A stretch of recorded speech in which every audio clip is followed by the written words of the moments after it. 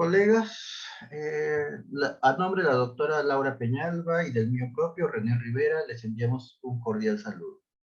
Quisiera iniciar esta presentación mencionando que esta nace de una preocupación común y que compartimos con muchos otros colegas particularmente de matemáticas y ciencias sociales, sea de la UAM como de otras universidades, con aquellos factores que afectan el desempeño de los alumnos. Esta preocupación debería de ocupar no solamente a los profesores de matemáticas, sino también a profesores de otras áreas. Sin embargo, por nuestra experiencia propia, aquellos que nos preocupamos más por esto son precisamente los profesores de esta materia. Motivo de esta preocupación fue la búsqueda en literatura y de reflexión en el tema, lo cual nos llevó a interesarnos en los temas de metacognición. Quizá un poco más relacionado con la parte de psicología que con la parte de economía o administración, que es donde nosotros nos vinculamos. Siguiente, por favor. Entonces, esta presentación tiene como uno de los principales objetivos introducir el tema para aquellos que son legos en el asunto y buscamos hacer interesar a los colegas en esta idea que nosotros consideramos como importante para mejorar la educación de nuestros alumnos. Y para eso hay que iniciar desde las bases. Hay que entender qué es la educación y qué está pidiendo ahora la educación de nosotros como profesores y de nuestros alumnos. Entonces, vamos a entender o generalmente la literatura explica los objetivos de la educación en dos puntos fundamentales. Hay más, por supuesto, pero hay dos puntos fundamentales. El primero de ellos es que la educación pretende dotar de ciertas capacidades a los individuos para mejorar el desarrollo económico, sea individual, que sea poblacional.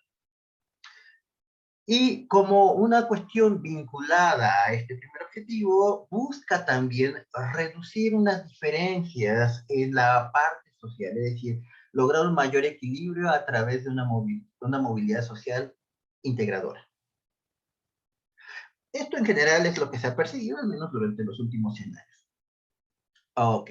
Ahora, si nosotros buscamos o intentamos sintetizar la idea de educación, vamos a encontrar que la educación siempre se define como enseñar algo a la gente. Y si nosotros mencionábamos esto en el pasado, la gente iba a entender. Sin embargo, el contexto mundial, el contexto generacional está cambiando y la educación, la definición de educación debe cambiar. Por favor, Laura, la siguiente. Ok, ¿a qué nos referimos? Al menos en cuestión de México, pero no es exclusivo de México, sino es en general, enfrenta varios problemas, como pobreza, desigualdad, cambio climático, delincuencia. Ahora, estos problemas se exacerban, se hacen más complejos si consideramos que el mundo y que los problemas mismos con él cambian a un ritmo creciente. Entonces, tenemos que preparar a los alumnos para entender, para adaptarse a este cambio económico y social constante y veloz. Siguiente, por favor. Como ejemplo, estos cambios podemos observarlos en cómo está cambiando la estructura laboral, la estructura de ocupación y de empleo en el mundo. Tomamos prestado estas gráficas de Autor y Price de 2013, donde se reflejan los cambios en la estructura de trabajo en Estados Unidos en el periodo que va del siglo pasado al 2009. Y observamos cómo las ocupaciones que son no rutinarias, sean analíticas o manuales, son las que están ganando peso en el total de la estructura. Por favor, siguiente.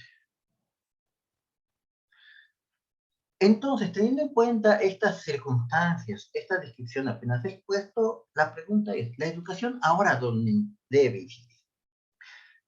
De acuerdo con FADEL, de 2016, la idea es que debemos diseñar el currículo teniendo este estado de cambio en la mente y capacitar a los estudiantes para ser adaptables y versátiles.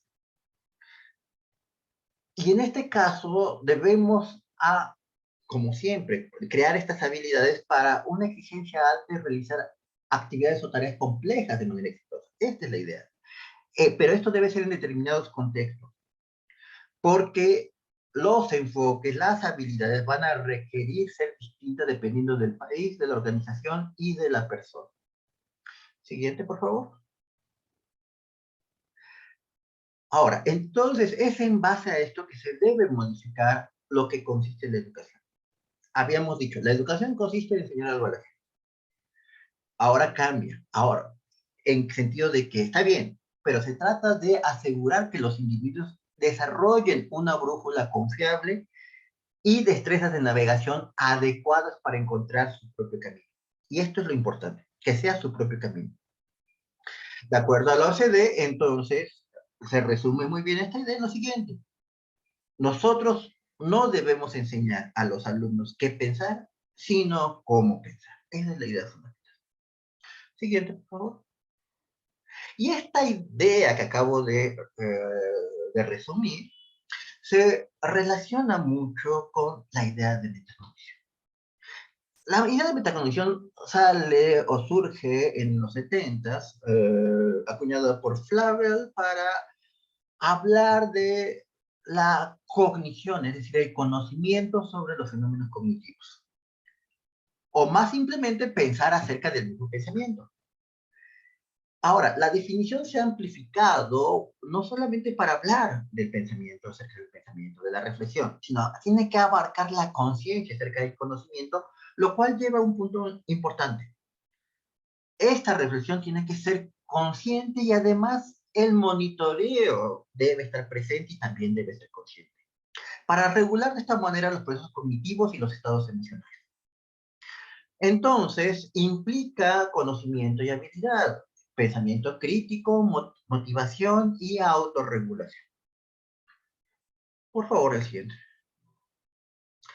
Esta idea de la metacognición ha venido a formar parte de todos los elementos o las estructuras educativas. Hay muchos trabajos, muchos de la OCDE o de organismos internacionales que lo están considerando.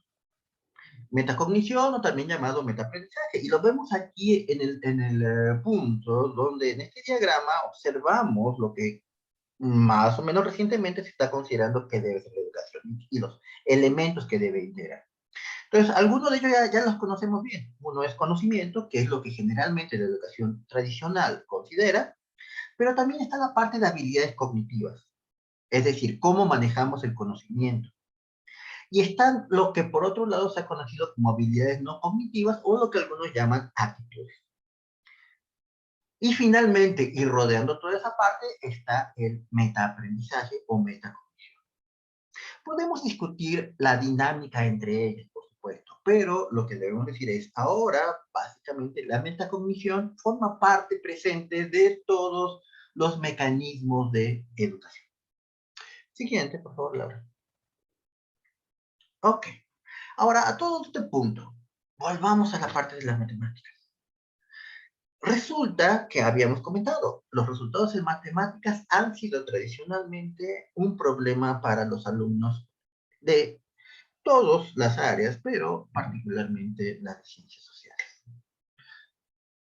Y en este sentido, las matemáticas y la metacognición se vuelven un objetivo obvio de estudio porque tanto se puede encontrar material para investigación como para la aplicación. En efecto, para mejorar el rendimiento y el aprendizaje autorregulado se vuelve un factor significativo.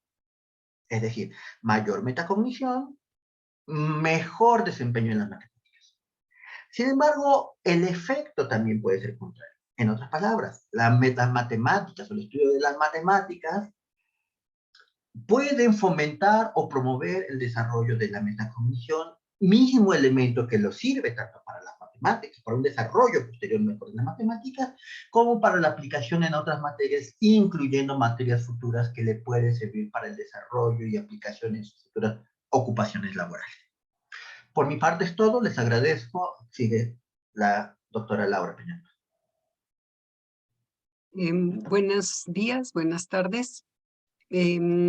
Ahora quisiera entrar a alguna cuestión buscando la práctica, cómo llevamos a la práctica estos conceptos.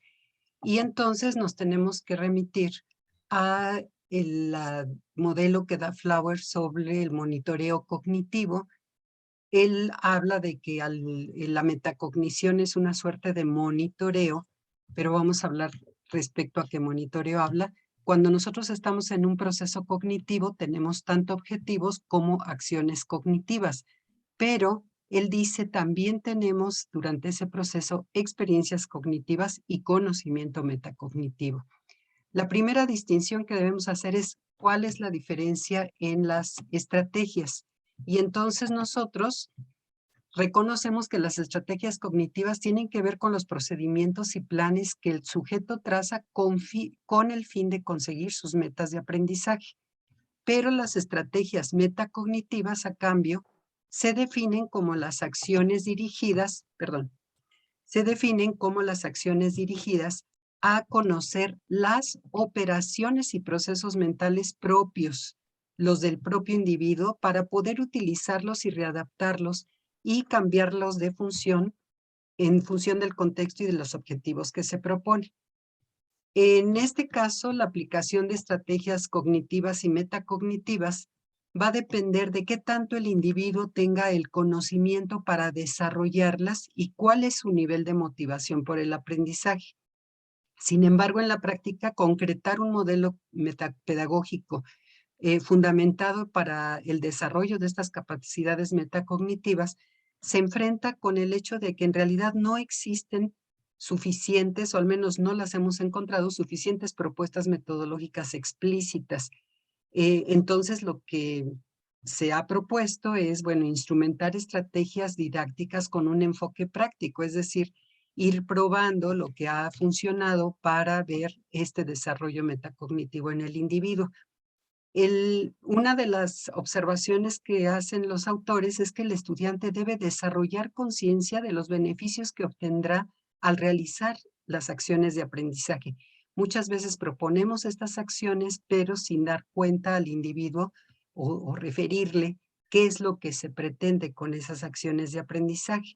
Por otro lado, si queremos que empiece a manejar la dimensión metacognitiva, les tenemos que enseñar a planificar, supervisar y evaluar la ejecución de su propio aprendizaje, con tal de favorecer que ellos empiecen a usarlo de manera espontánea.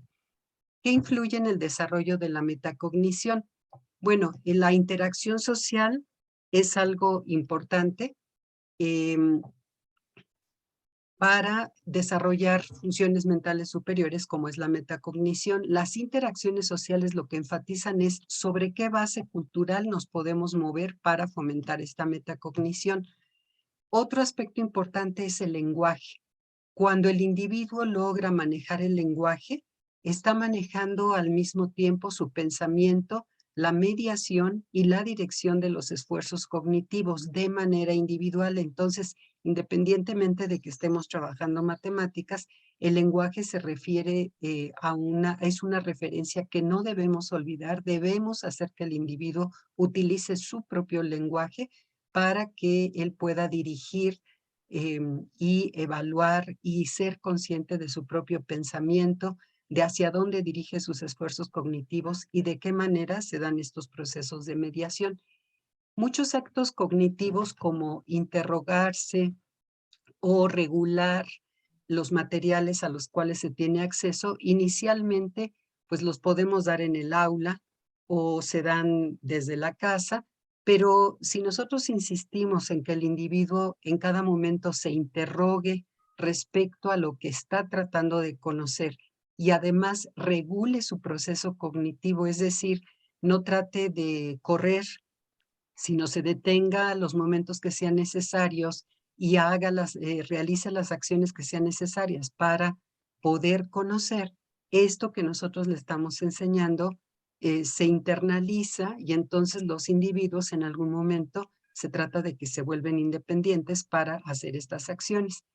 Y en cuanto a cómo el individuo finalmente alcanza esta conciencia reflexiva o el conocimiento sobre su propia cognición y alcance el control deliberado de su propia cognición, y que los autores mencionan como regulación de la cognición, esto centra nuestra atención en el hecho de que debemos procurar o debemos dar espacios, elementos que nos permitan o que le permitan al individuo hacer una autoobservación de lo que él aprende, pero de manera verbalizada para él, es decir, que haga introspección.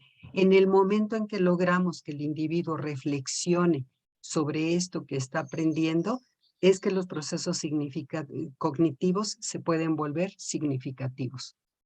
El profesor de educación media contemporánea, ¿qué requiere para lograr estimular este desarrollo? Bueno, primero asumir el rol de guía y orientador, estimular al individuo, al aprendiz para hacer planificación de su propio aprendizaje, estimular que se autosupervise más que supervisarlo externamente.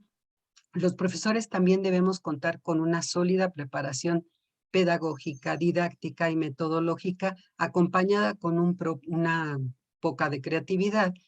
¿Para qué? Para elaborar escenarios de aprendizaje, para problematizar acerca de los cuestionamientos teórico-metodológicos y sus posibles respuestas, y también debemos trabajar con una pedagogía dirigida al alcance de los niveles de comprensión, interpretación y aplicación de las teorías en diferentes contextos.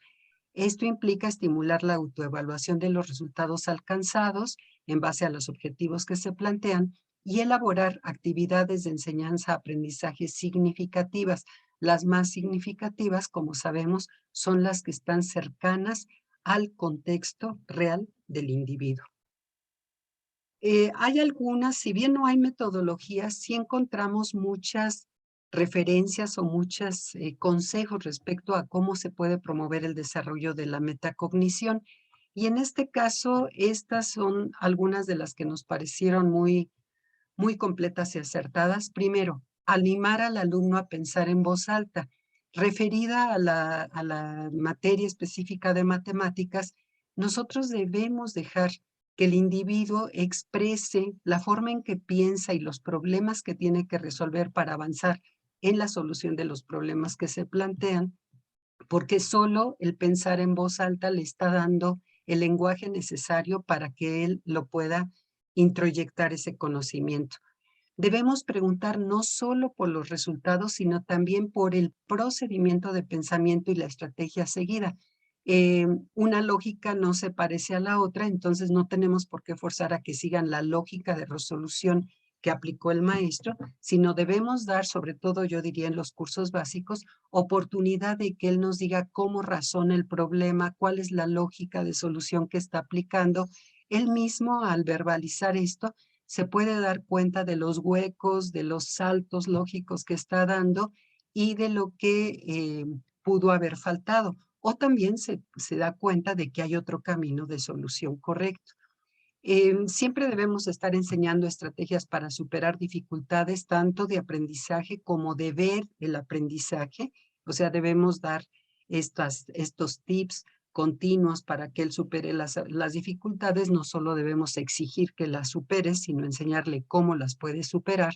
Debemos relacionar cada tema dentro de los temas relevantes y hacer conexiones entre lo que ya conoce, lo que está conociendo ahora y cómo eso que está conociendo ahora está relacionado con otros temas que le pueden resultar relevantes en en el propio curso que está, los propios cursos que está asumiendo ahorita o con cursos futuros.